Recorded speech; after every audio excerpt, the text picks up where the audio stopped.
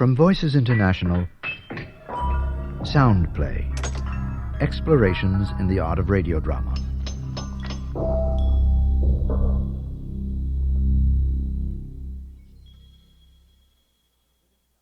For the next hour, Sound Play continues with its series about the art of radio drama, Hörspiel, in post-war Germany, with a broadcast of The Other and I, by Gunther Eich.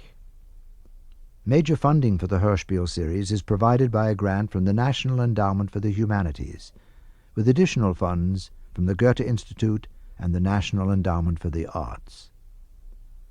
And now, Winifred Mann is heard as Ellen Garland and Camilla in The Other and I, by Gunther Eich. Dr. Sedgwick, our family doctor in Washington, says that everything people do is caused by the weather, somehow or other.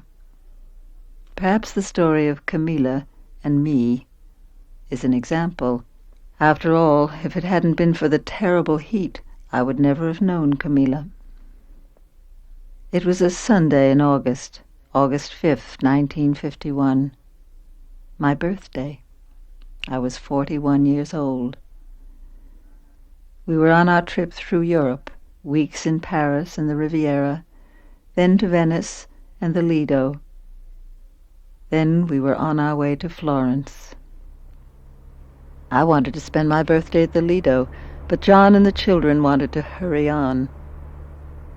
We had the top down, but still, the heat was exhausting. Provincial capital, population 140,000. What's the name of this place? Ferrara.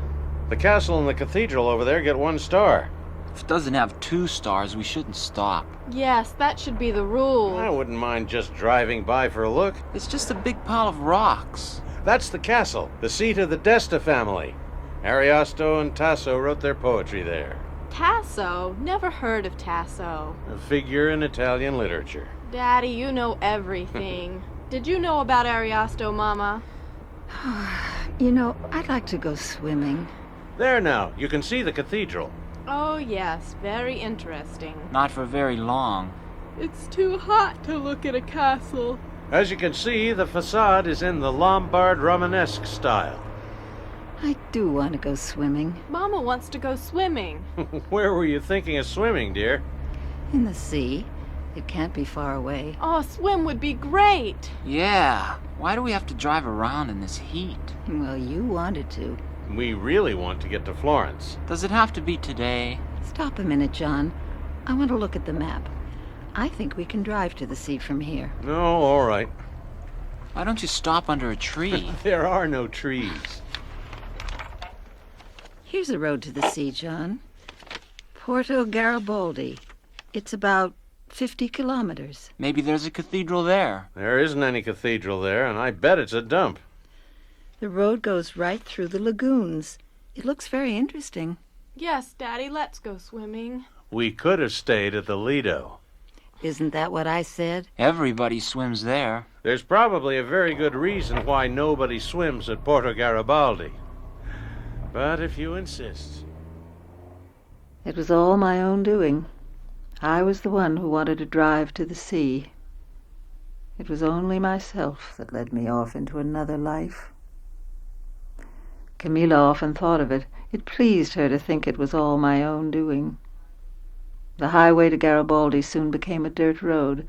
The countryside changed from cornfields and vineyards to dry, arid land. No vegetation. Clumps of withered grass. Looks like a swamp. Let's go back. Is that the sea over there? That's the lagoon. What's that in the middle? Dredges, it looks like. How many stars do they get? What are they doing? Well, I'd say they're trying to make new land. See, they're filling in one arm of the lagoon with mud from the other. I never saw so much mud. There's nobody here. Well, we have to pass through here to get to the sea. Looks like they just gave up on that dredging.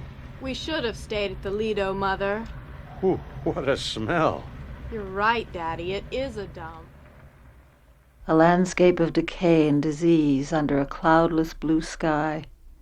And the heat. It should have been a landscape of hope. I was riding into a new life. Across the lagoon lay the town of Comacchio.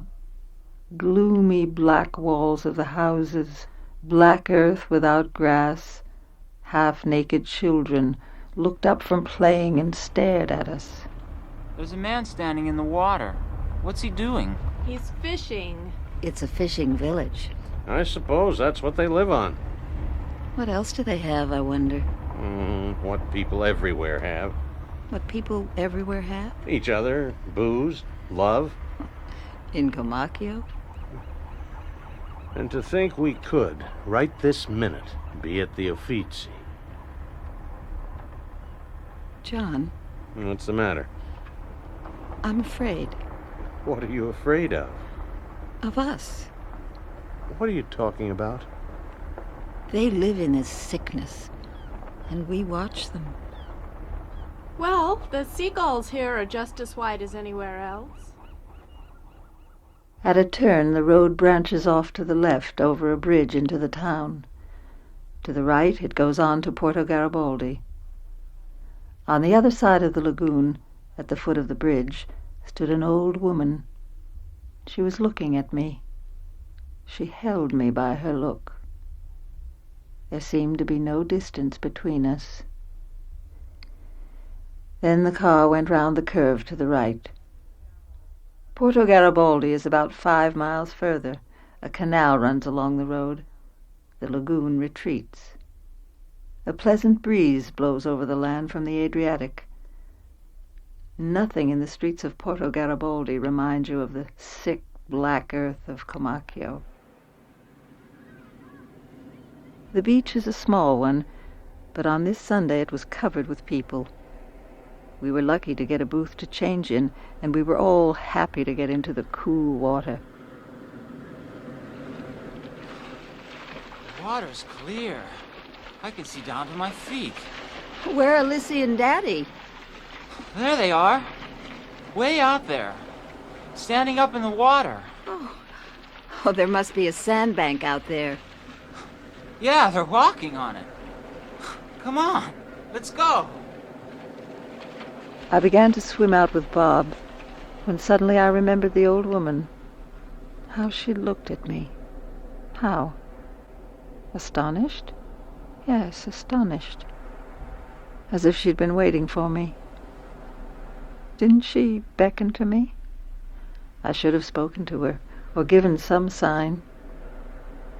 I waved to John and the children playing on the sandbar. Then I swam back to shore. I went to our booth and got dressed quickly and started walking to Comacchio. I don't remember seeing anyone on the way, and Comacchio seemed deserted too as I crossed the bridge. One house looked as poor and dismal as another. Then suddenly I entered one. It seemed to be the right one. I was in a kitchen. A woman stood at a stove. She smiled busily. At first I thought she was the old woman, but she wasn't. What should I say? What did I want? Well?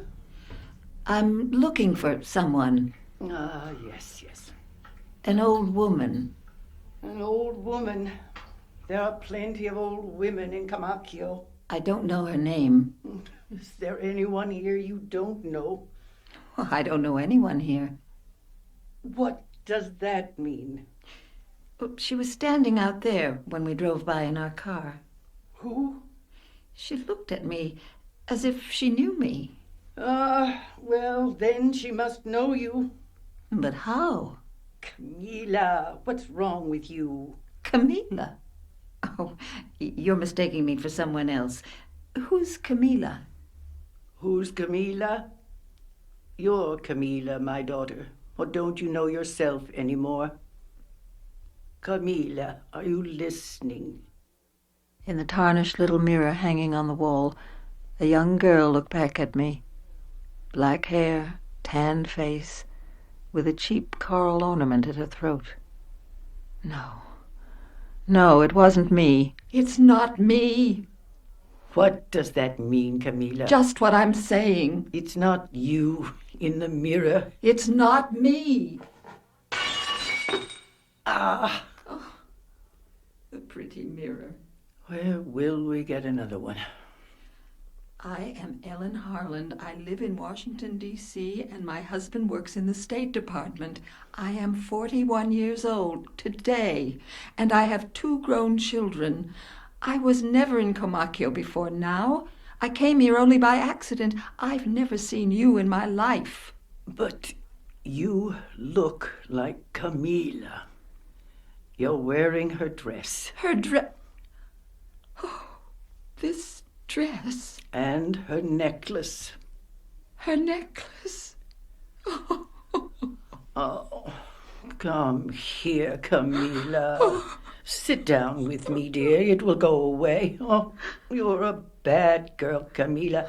You don't want to recognize your own mother. Oh, there now. It will go away again. It will go away. She smoothed my hair with her hand, and it comforted me. Her dark hair was streaked with gray, and strands of it hung into her face. She was worn, but her brown eyes looked at me tenderly. She could be right. Perhaps my name really is Camila. Perhaps I really was her daughter.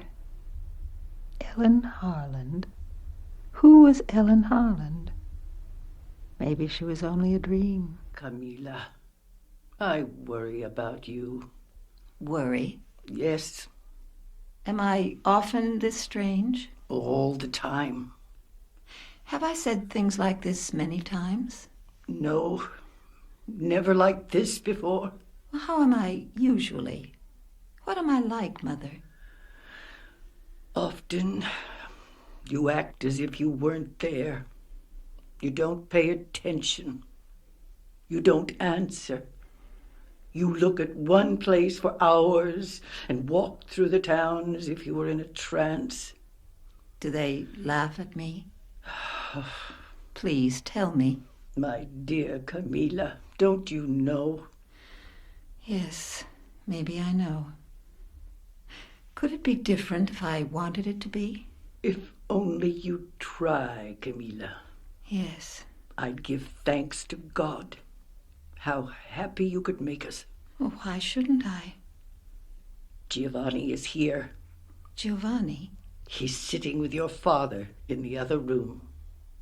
Giovanni with Father in the other room. Who is Giovanni? What does he want? Camila, you know what he wants. Do I know? You think he's too old? I don't know. He could make us all very happy. He has 3 boats. You'd have everything you want. And he's not a bad man. Yes, Mama. Your father and I would be so glad to know you were happy and well taken care of. We're always afraid for you. And you wouldn't have to be afraid anymore. Will you disappear again when he asks you? Did I disappear? Every time? Say yes to him, Camila. If you want me to, Mama. Oh, Camila. It would be a blessing for yourself and for all of us. Should I go in now? Yes. Yes. Go in. I was standing and moving on a stage. If I walked off, it would be over. There was nothing to fear. In the room, 2 men sat at a table with a bottle and glasses of red wine between them. They seemed to me about the same age, nearly 50. It amused me to think that one of them was supposed to be my father. They must have been drinking already. Their faces were flushed. One had hung his jacket on the chair behind him and opened his shirt collar.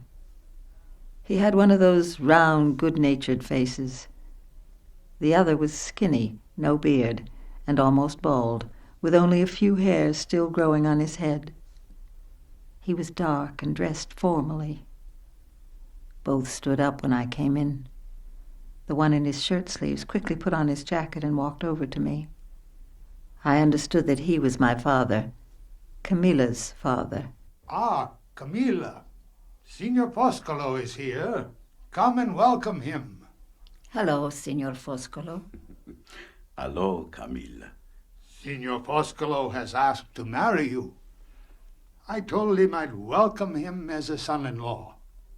Signor Foscolo is our friend and a man of honor, my dear Camilla. He is rich and we are poor. He's helped us and we owe him a great deal. You understand, Camilla? Yes, I understand. My father looked at me, and I was overcome with pity at the fearful and pleading expression on his face. He thought he was talking to his poor, retarded daughter. But he was talking to me, and I would answer. I'll leave you alone now so Signor Foscolo can talk to you and you can give him your answer. I'm depending on you, my dear. You heard what your father said, Camilla. Will you come with me and be my wife? No, don't answer right away. Think it over so you can come to the right answer. This was Giovanni Foscolo, who wanted the unfortunate but pretty idiot Camilla for his wife. This sad old man, this powerful, sad old man. But I wasn't Camilla. I was Ellen Harland. I read Hemingway and Gide. I held lectures at my women's club and corresponded with the Methodist Bishop of Baltimore on a woman's place in Christian theology. But for a moment I could do something here, for better or worse. I could make these people happy or unhappy. Then I could return to the beach at Porto Garibaldi and be with my family again, and have nothing more to do with this man, or this family, or with Camilla. And your answer, Camilla? Can I ask you a question? Yes. What does my father owe you? That depends on your answer. My father needs a better boat. A better boat? You have 3 boats? Yes. Aren't 2 enough? Would you be content with 2? Yes. You are changed, Camilla. Oh? You are not the Camilla I knew. And so you don't want me anymore? No, I want you more than ever. Why, when I am so despised by everyone, laughed at? Because you are very pretty and someone has to take care of you. My wife didn't give me any children. I've been alone since she died. You could be my wife and my daughter. I don't have anyone who is tender with me. I thought you could be. You're breaking my heart, Giovanni. Camilla, you are very different today. Well, then, don't worry about the boat. I'm not worried. Your father can take one of mine. How could I be so wrong about you, Camilla? You are very shrewd. Perhaps more than all of us. Perhaps you will not think so tomorrow. Do you want to answer me now? Yes. And that is my answer. Yes. Really? Are you satisfied? I'm very satisfied. I'm happy. But I must know if you're happy. I would like to know that myself, Giovanni. Let me go now. Where do you want to go? I want to go to Porto Garibaldi. I'll be back this evening. I can row you there or hitch up the wagon. I'd like to walk and be alone. Yes, of course, Camilla. Goodbye, then. Don't you want to give me a kiss now that we are engaged? Not today, Giovanni. I don't want to today. But will you go to my father and mother and tell them? And tell them that I went to Porto Garibaldi and that I shall return soon? Yes, Camilla. I walked back to the beach. It was already late afternoon. I worried about Camilla, about deciding for her. But wasn't it best for her to marry Mr. Foscolo? He loved her and had a sad and lonely heart. Her life would be better. Her family would be helped. Yes, I had done a good thing for all of them. Porto Garibaldi was deserted. Nearly everyone had gone. I looked for John and the children, but I didn't see them. They must have driven off searching for me. I had left them without a word. But something was different. I couldn't say what. The houses, the boats, even the ocean seemed different in every way. I had a feeling of terrible danger. I knew I could not escape. A man and woman came toward me along the beach walk. He had a round straw hat on and a checkered vest. She wore a huge black hat with a feather in it. Her long black dress touched the ground. Signor, Ah, yes. What do you wish? could you tell me what time it is? It is nearly 6:30. And what is the date today? The date. It is the 5th of August. And the year? Oh, really? Are you lost, child? It is 1910. Thank you very much. Well, you are welcome, I'm sure. And that is why Porto Garibaldi seemed so strange. The 5th of August, 1910. In Cleveland, Ohio, Ellen Willis was born. In 20 years she would marry John Harland. But now she was crying as a baby, settling into her comfortable existence, and leaving me behind in the mud and squalor and the lagoons of Comacchio. I saw myself. I wore Camilla's tattered dress. I was Camilla.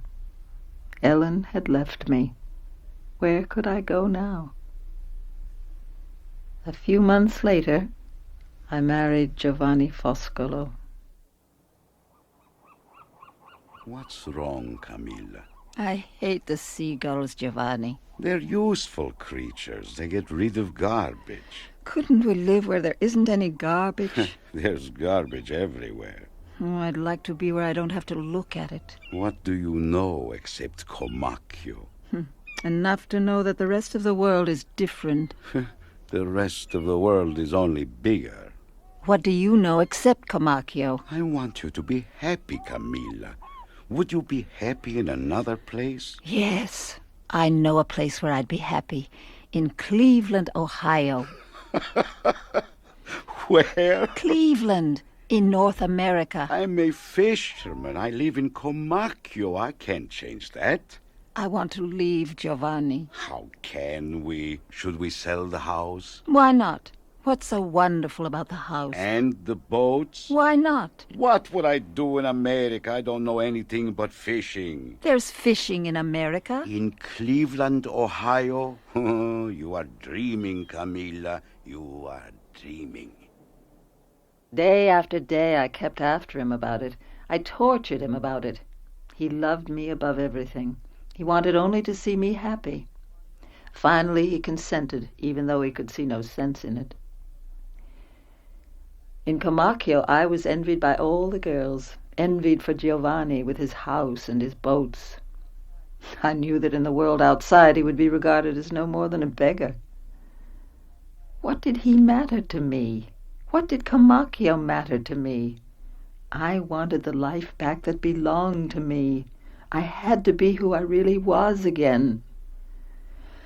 And Giovanni began saving up for the trip because I wanted it. He went out alone in one boat, and we hired young Carlo, who went out in the other. Sometimes I went along with Carlo and helped. But the money came slowly. And then came the war. Carlo was drafted. It was our good luck that Giovanni was over age. We made money during the war. Not only Giovanni and I went out for the fish, Father and Mother went out too. And when Carlo came home on leave, he helped too. He lived in Ravenna, but he spent his leave in Comacchio, working for us. Working for you, Camilla. For me? And now you're leaving me again. Do you ever notice that I do it for you? I never thought about it. Everyone has thought about it. Giovanni, for instance. I know he's thought about it very much. I forbid you to talk like that, Carlo. You forbid me to talk like that. You live in a world where nothing can touch you. Where do you live? You have no heart, Signora. You don't know how true that is, Carlo. Who knows where my heart is being used? I never know what you're thinking. Oh, Carlo. I can't think of anything else. Don't come back to Comacchio anymore. You're asking me to die, Signora. Marry a young girl. I don't need you. And anyway, I want to leave. You'd be one more thing binding me to Comacchio. Carlo didn't do what I asked him. A year later, when the war was over, he came back to Comacchio to work for my father. Giovanni would hire him. He was right, of course. But how little difference it made. You used to talk about a place called Cleveland in America. Yes, I used to talk about that. Have you forgotten it? No, I haven't forgotten it. Well, we're ready to go. Ready? The money is here. It is? Aren't you happy? I waited so many years. You'd think it would make me happy, wouldn't you? But now you would rather stay in Comacchio. I've gotten used to it. It would be wrong to go away. I'd really like to go, Camilla. Why? I'd like to go very far away. America would be just the place. America's no different from here. You say that? I can't leave, Giovanni. Why not? I'm going to have a baby. Does that make you happy? Even though it is not mine. Even though it is not yours.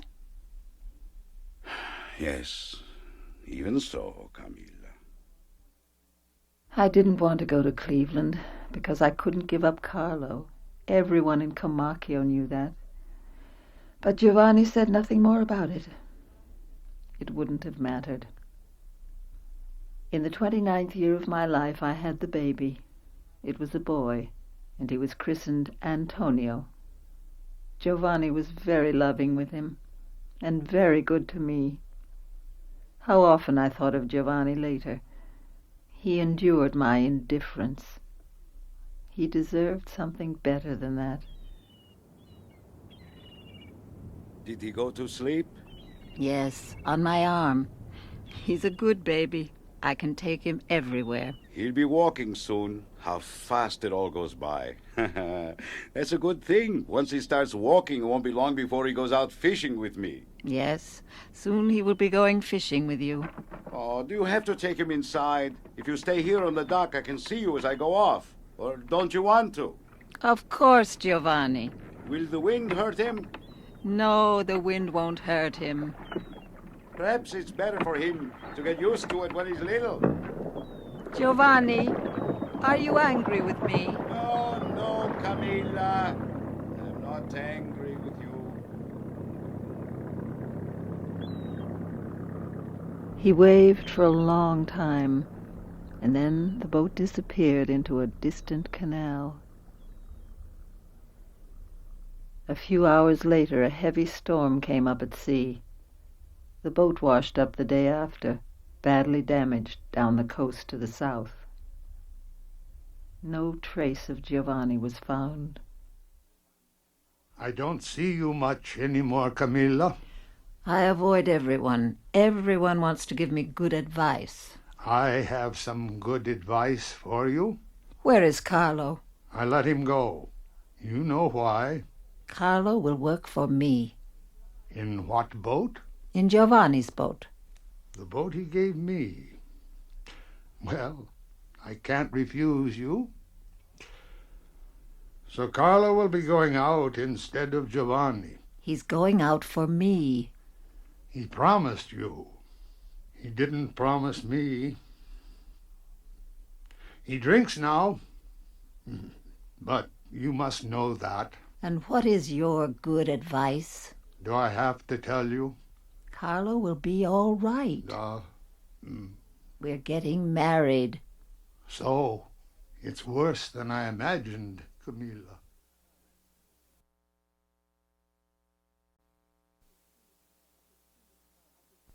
I could see that Carlo had changed. I didn't know why, but I thought everything would be all right again. I would help him. I would stand by him. Did he want to marry me? I don't know. Maybe I just talked him into it, and after a while he agreed. From my marriage with Carlo came 3 more children, Umberto and the 2 girls, Lydia and Filomena. But things went badly with Carlo. Where's the money gone to? Did I drink it up? All of Giovanni's money. Did you? Now don't forget I can spend it as I want. You were 17, almost a child when I met you. If only I had loved you then. I prayed for you all through the war. What was I saved for? For me, I thought, sometimes. That's what I thought too once. And now? I want to forget. The wine helps me forget. I don't understand. That's good if you don't understand. I love you very much, Camilla. Well, then let's get away from here, Carlo. Anywhere. America. Tomorrow, if you want to. I'll write the consulate. Yes, right. Maybe everything will be better when we're gone from here. Everything will be better, Carlo. Everything will be better, Carlo. I need some money. Give me some money, Camilla. For what? For wine. For enough wine to believe you. I have only 70 lire. That's enough. That's enough. Do you still pray for me, Camilla? We might have gone to America with the children if Carlo wanted, but nothing seemed to make any difference to him. I loved him, but I could do nothing. The years were empty, and how fast they went by. I was almost 40. The children were growing up. Filomena was almost 5, Antonio almost 11. This piece of firewood is a ship, Mother. And guess what this is? That's a stove, Antonio. It's Italy. Oh, yes, of course. I should have known. And this? Oh, Antonio, I'm tired now. Isn't it the table? Yes, it's a table, but I'm playing. Well, then, maybe it's the continent of America. That's right. The ship is sailing to America from Italy. Of course. And who's on the ship? The captain and the sailors? That's not what I mean. Ah, many people who want to go to America from Italy. You're on the ship. Me? And me. Just us two? Father doesn't want to come along. What makes you think that? You said so, Mama. I never told you that, Antonio. But you said it to yourself. Do I talk to myself? All the time, Mama.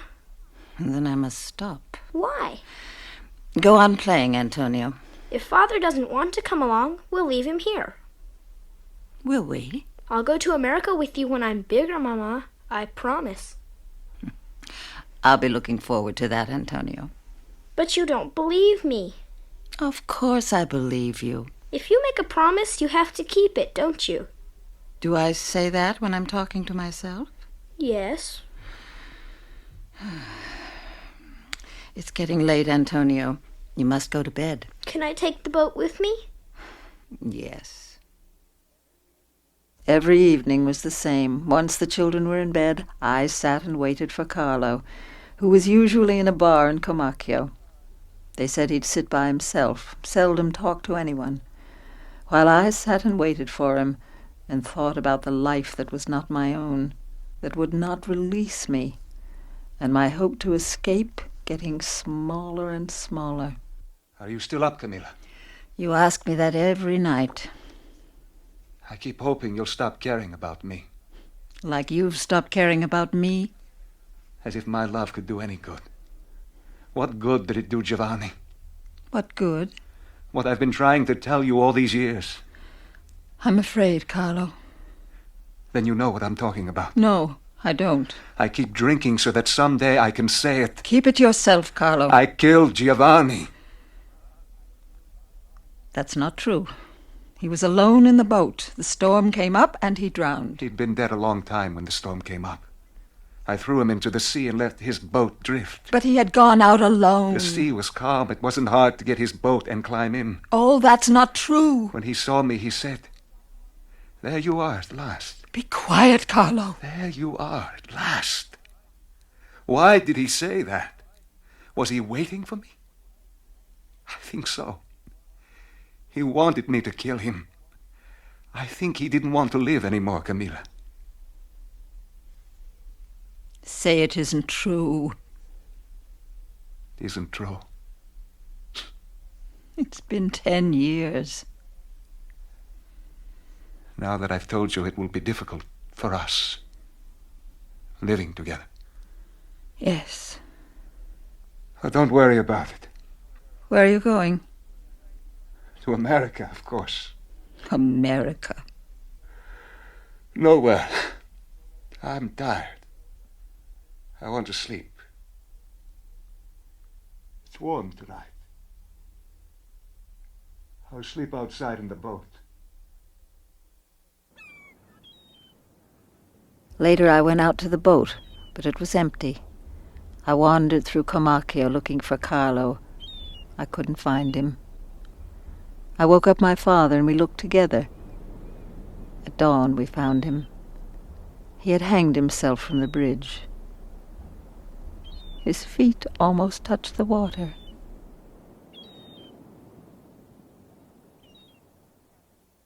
This happened in 1930, when Ellen Willis married John Harland.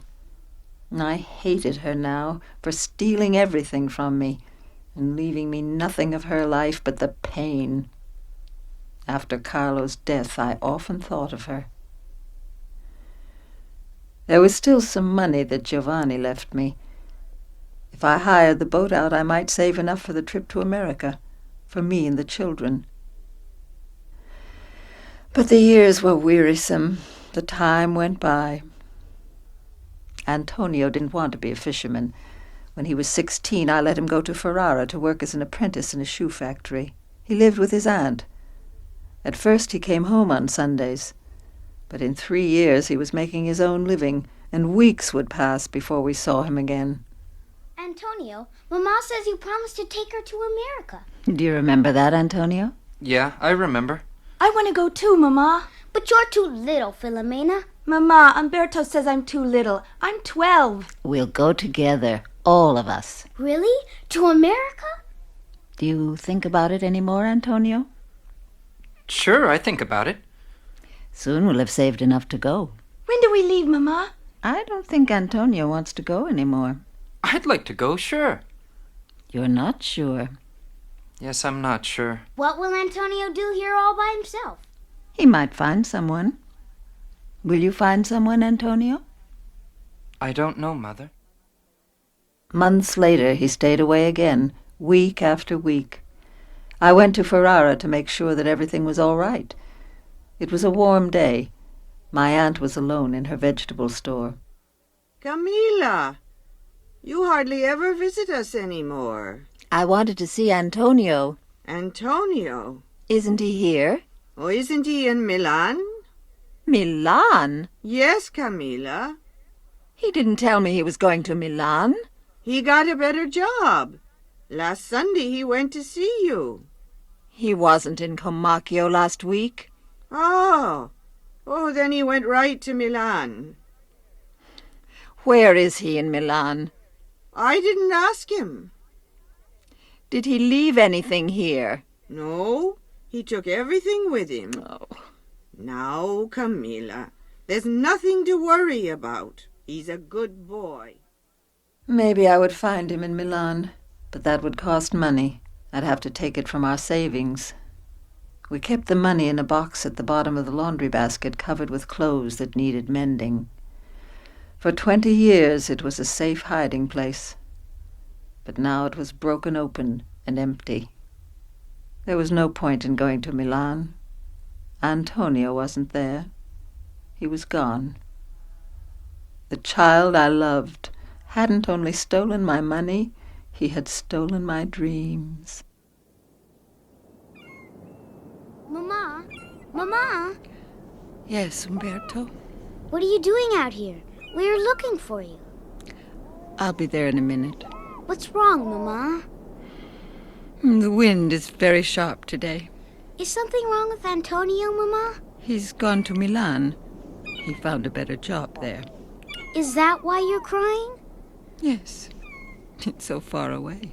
I'll never go that far away from you, Mama. Don't say that, Umberto. I promise. You promise? Did I say something bad? No, Umberto. Umberto would go much further away than Milan. He was 19 when the war came in 1940. He was inducted into the Navy. Lydia and Filomena went away too. They worked where Antonio had worked in Ferrara and lived with my aunt. So I was left alone, and during the war I did what I'd done all my life. I cleaned fish, and I waited. I had done that all my life too.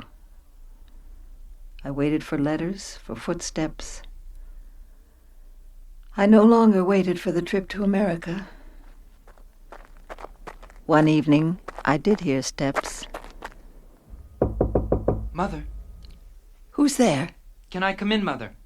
Who is it? It's me, Antonio. Antonio! Please, be quiet. What's wrong? I want to come in. Antonio. Mother, Your uniform? are the curtains closed? They might be looking for me. Who's looking for you? I've deserted the army. I've been running for days. Sit down, Antonio. I have some dinner here. They know I'm from Camacchio. Well, then you shouldn't have come here. Oh, but I'm so happy to see you. I have to keep moving. Do you have some clothes for me, Mother? Why, I still have an old suit of yours, and Umberto's ought to fit you. Umberto? Well, he's at sea, but he says you'll have a furlough soon. And Lydia? And Filomena? They're in Ferrara. I'm alone in the house now. Mother, when I left... You don't have to explain. It was for a girl. Don't speak of it, Antonio. Later, I married someone else. Her name is Maria. Look, here is my ring. Maria. And here's a picture. Wait! Quiet! What's the matter? I heard something. There's nothing. A car. There are always cars in Camacchio now. I'd better go to the boat. Do you have the clothes, Mother? Yes, here. It is a car. I'll know if it's for me. I'll change in the boat and come back. It's driving past. Because they don't know which house.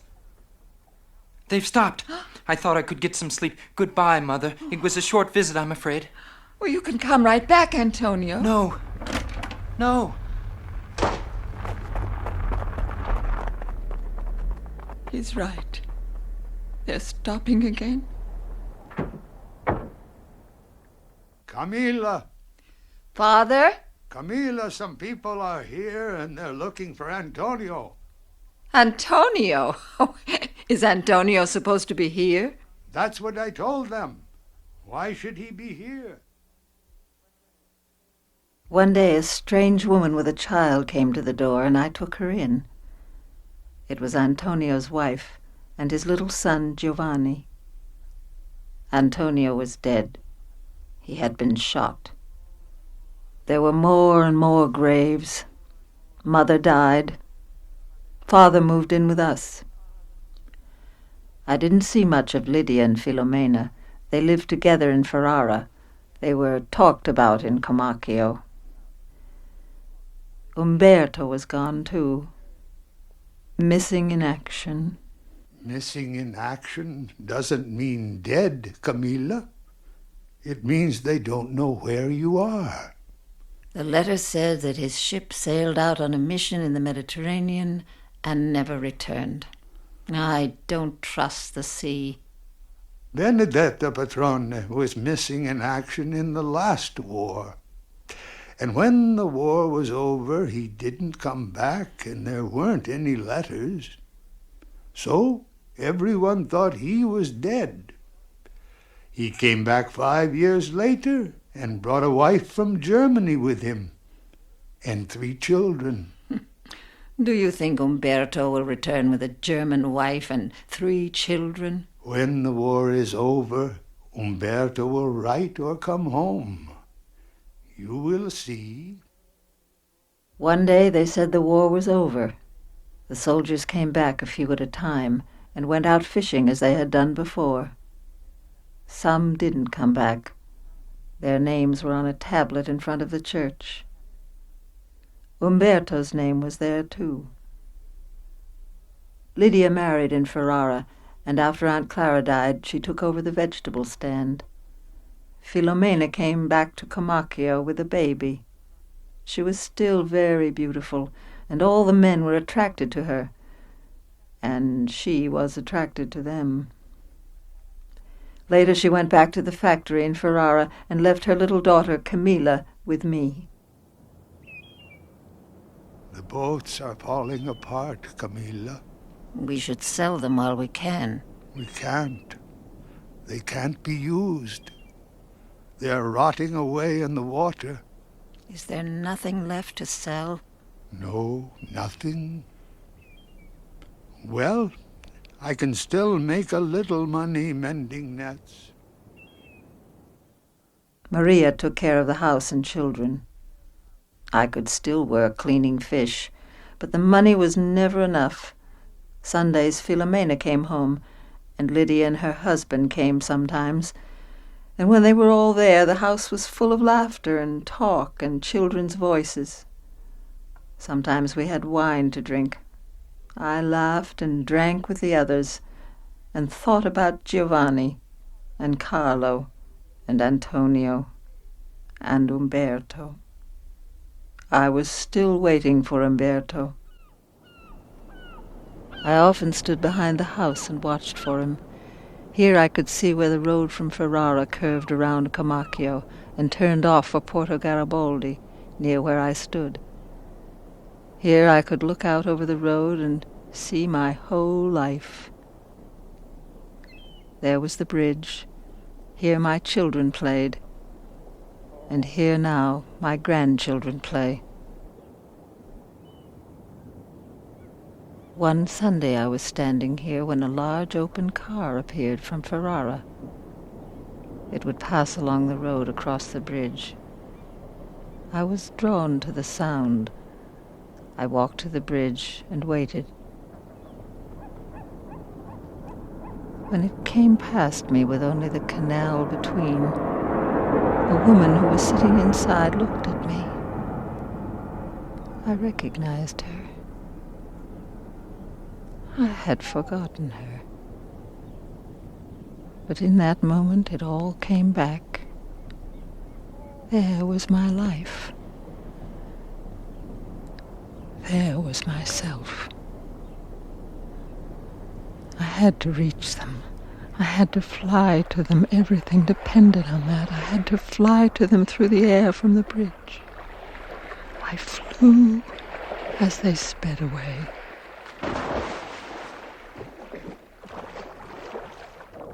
Then I felt the water around me, pouring into my mouth, into my nose and ears. I felt it pouring in. I felt the numbness.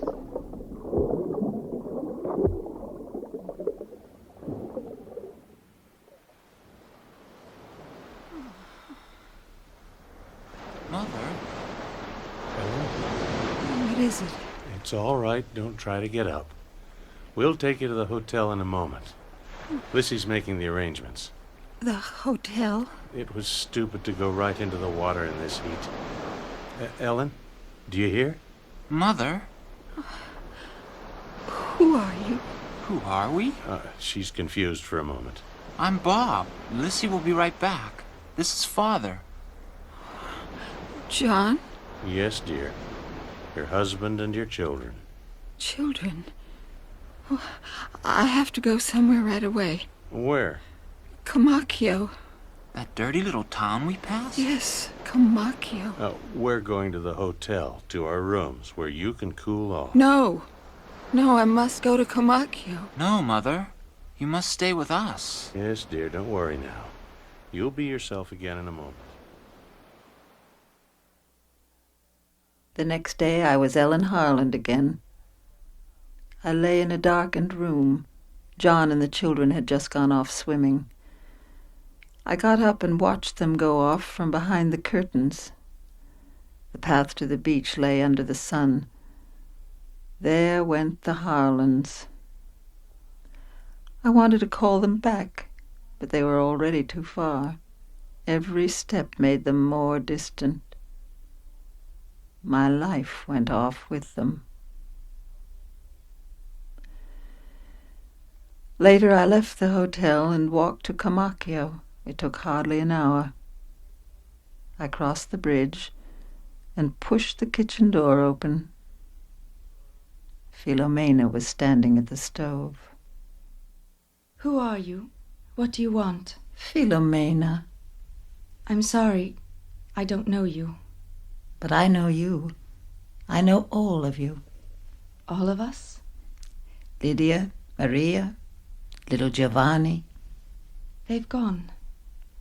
They've gone for a while to the church. And where's Camilla? They took the child with them. I mean, Camilla, your mother. My mother. Did you know her? It's a long story, Philomena. From old times. Old times? A long time ago. She's in the parlor, if you want to see her. Thank you. Perhaps you should have come sooner.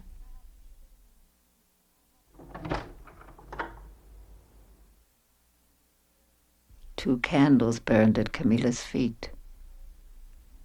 The slight movement of the air made them flicker. I went in and closed the door behind me.